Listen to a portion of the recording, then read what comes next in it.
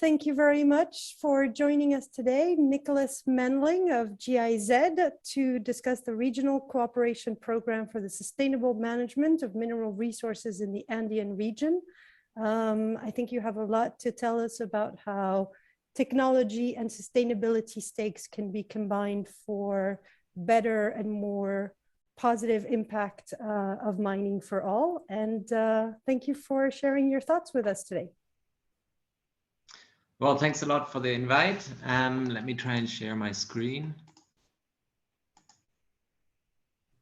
Okay, and let me know once you see it. Perfect. Excellent. So yeah, I will do a short talk about some of the work that we've been doing here, which I think, well, our focus was on the Andean region, but I think is relevant for other countries as well.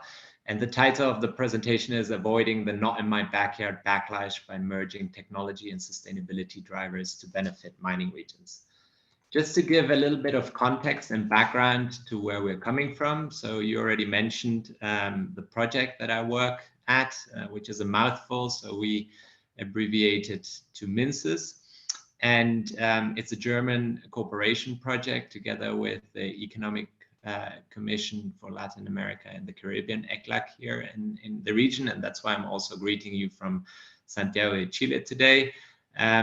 We work in the 6 countries that you see in the map in the middle of the slide.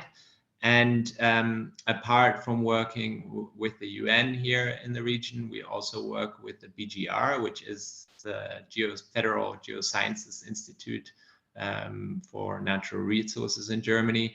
And as a result of this cooperation between the 3 organizations, we cover a lot of thematics, which you can see on the right-hand side of the slide, some of the topics that we cover. Today, I will focus a little bit on the orange tab that you see there on innovation and technology transfer, and mix it in a little bit with the sustainable mineral supply chains discussion.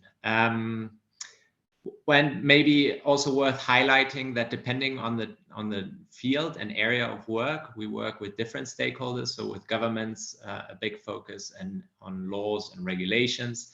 With civil society, in the last years, we've had a focus on the mineral supply chain discussions that are happening in off-taker countries and ESG indicators, and trying to think through how to use these trends to also inform their advocacy strategies.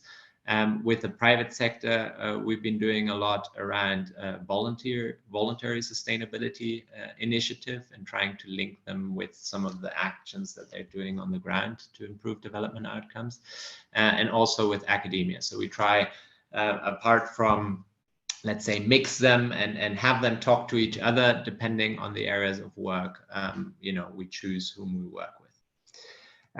But as I mentioned, the focus of today, I want to focus a little bit on the work that we've been doing around new technologies in the mining sector.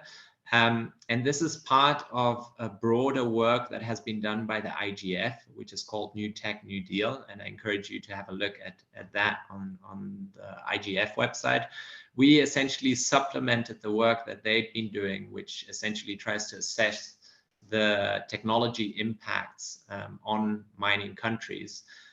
We supplemented with an analysis here in the region. And what we did together with CESCO is to bring together stakeholders from the Andean region and think through in working groups what the impacts may be. What we did here, and which I think is quite interesting and relevant, is divide the stakeholders or the impacts that stakeholders felt where you would see them. So trying to think through what are the impacts at the local level around mine sites.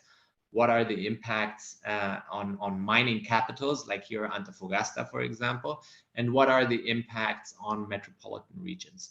And the picture emerged relatively quickly, which I think also makes a lot of sense, that at the local level, probably the adverse impacts in terms of job losses, both in terms of direct employment, but also procurement, is the drawbacks are larger because the skill sets required for the mine of the future might not be available where mining occurs, and the procurement of goods are often linked to people working at the mine site. So if now fewer people are working at the mine site, then, for example, procuring foods or other or uniforms, for example, is not going to be possible, which in many countries are linked to local procurement.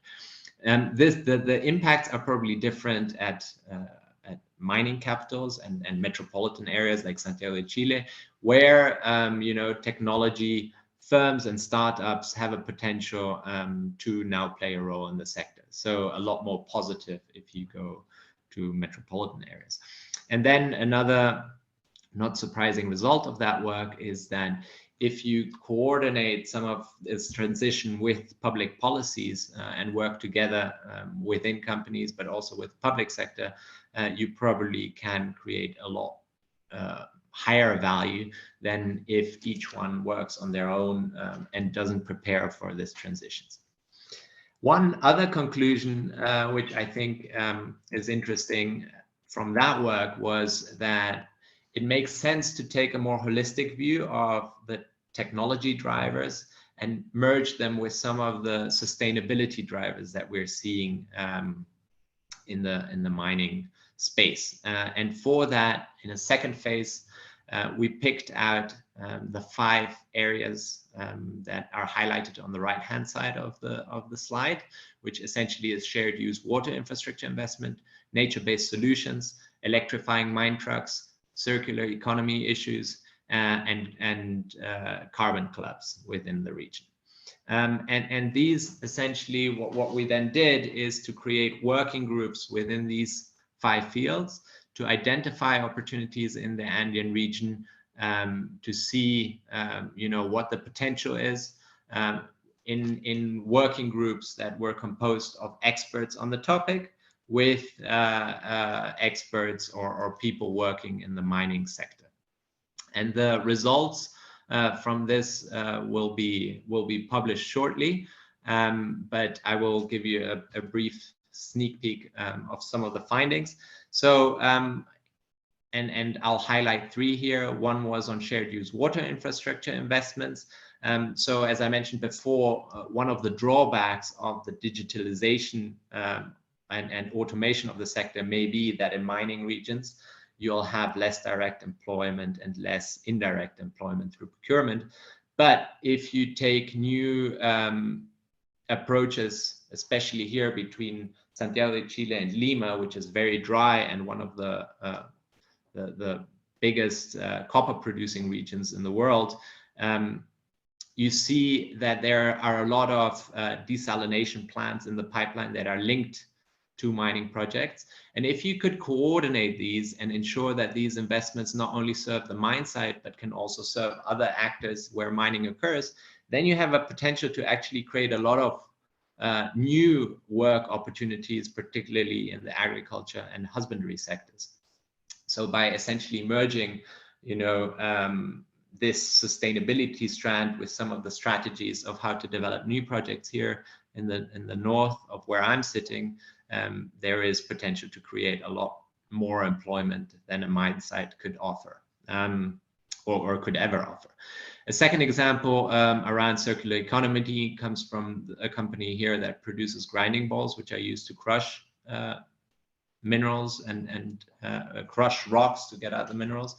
And there it was found that the demand for these is going to increase significantly in the coming years. And by using some of the metals and materials that are being discarded by the mining sector, you could actually also provide a lot of the raw input for creating these grinding balls from the region, thereby pushing the agenda on the circular economy topic.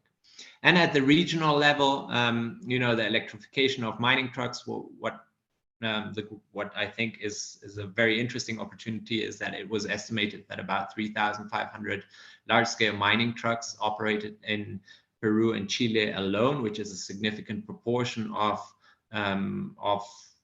trucks in the world in general. And so there may be opportunities to retrofit some of these here in the region or assemble them, because that part of the value chain needs to be very context specific of where the mine trucks operate. So there is also a niche, you know, for potentially creating new economic opportunities. And so by merging essentially these sustainability drivers and the digitalization drivers, you suddenly see new opportunities that could be created at the local, national, but also at the regional level here in the region.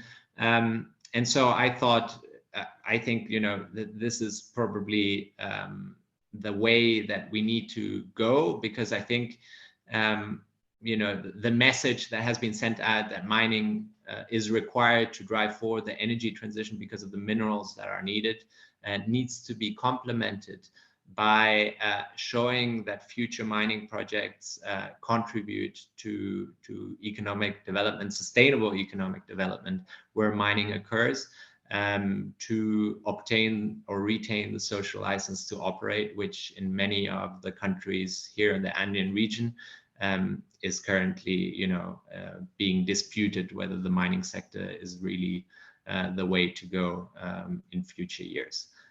So I'll stop there, and I realize I went a little bit over my 10 minutes, but I hope it was useful. Thanks very much, Nick. I don't think you went over that much. I mean, first of all, it's very positive to note that we can really work from the mining sector to develop an entire other set of industries and jobs. A couple of points that you mentioned, I thought really warrant perhaps a little bit more in-depth comments from you. The first one is you mentioned the fact that there's all these opportunities, but they need to happen in coordination with the public sector for the regulatory environment to allow for these. But also, I presume they require some coordination with other industries and other actors, you know, outside of the mining sector.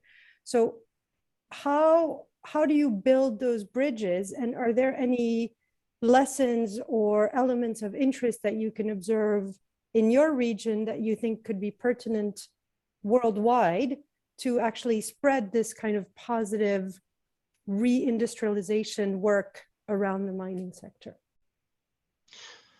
Yeah, I think, I mean, so to go back to the three examples that were highlighted, you know, to explain some of the coordination that is needed. And that's essentially the other big outcome, both of the first component of work, as how to manage this transition for those that may lose jobs, and create, you know, the know-how that is needed for the new jobs. It requires also coordination amongst companies and with the public sector, but also for the second piece. So maybe going back to the examples that were highlighted.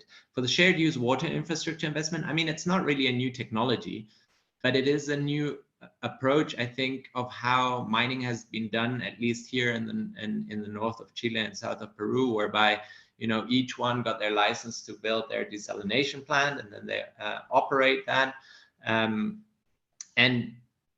in this approach, it requires a territorial view. It requires the public sector essentially coordinating the different actors to ensure that access rights are coordinated, tariffs are coordinated, and then mining companies essentially will also have to coordinate if, you know, 2 or 3 projects are in the pipeline, that they sit together and think through how to develop their water infrastructure instead of each one doing it by him or herself.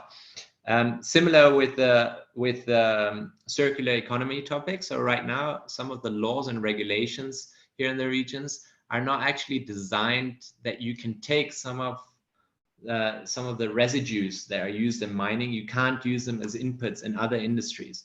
So you first need a legal framework, and again, you basically need a stock take, because a lot of these solutions only work at scale. So if one mining company does it, it doesn't really work. But if you have a conglomerate of mining companies, then you may have enough inputs for materials needed, for example, for the grinding balls. So there again, you need the mix between regulation and coordination between the actors.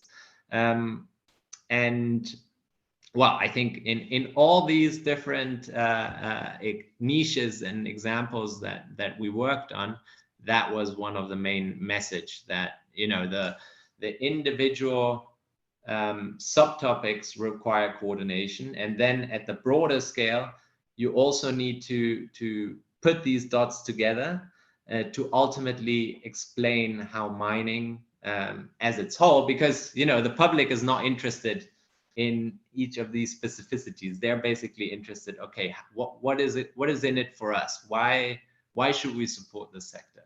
So then I think one of the things that we've been trying to do with this work is to, at the end, again, put it together to explain how these different components fit together to promote, for mining to be a generator of economic development where mining occurs. And do you feel that there is a capacity constraint, or do you feel that the capacity is there? It's a question of linking all these areas, which are usually dealt with by separate departments, separate types of companies. Is there enough understanding of each other's sector to be able to work across those silos at the moment, even in government? Yeah, I think, I mean, it's nothing new, right? I think that the problems have gotten more complex, and therefore more of it is needed. But I think it's always been difficult to work across sectors. And at least here in the region, I don't think we've made great progress in that. I think there is talk about doing more of that. In practice, I think it's very difficult because, I think ultimately each one is in their own specific niche and understands that niche and wants to work in that niche. And then going back to a group that may talk about other things seem a bit of a waste of time. But especially, I mean, for policymakers across different ministries, you have that problem. I think in mining companies of different departments, you have that problem. So it's not an easy task, but I don't see how we can solve the broader issue of social acceptance of the sector without giving a package that to the broader public to explain how mining can contribute to well-being. And so I think it will be needed, and it will be forced onto mining companies and governments in the years to come. And there's another stakeholder group which I think also plays a role now in changing this mindset. Investors in mining companies are clearly understanding that mining is shifting as an industry. Sometimes they're even pushing that shift.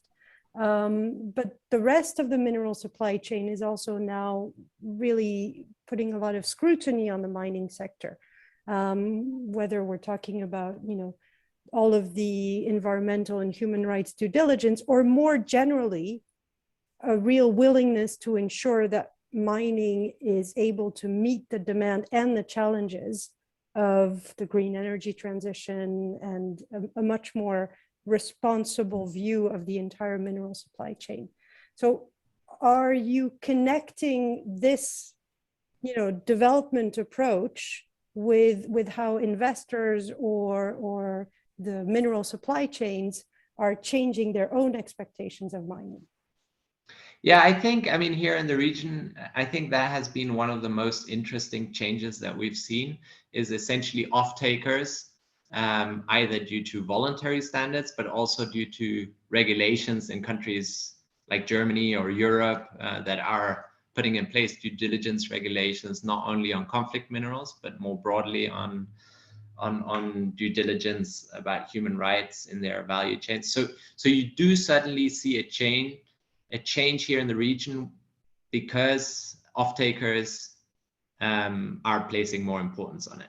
And I think, you've seen you've seen certification schemes like Copper Mark or IRMA or other voluntary standards being implemented, and because I think, you know, off-takers are requiring, which is a very positive development, I think.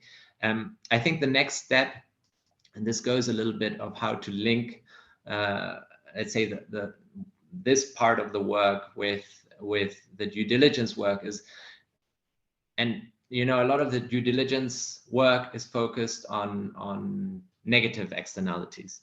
And I think the next step is to think through, okay, how can we not only ensure that the negative externalities are addressed, but that the mining sector becomes a contributor to economic development where it occurs.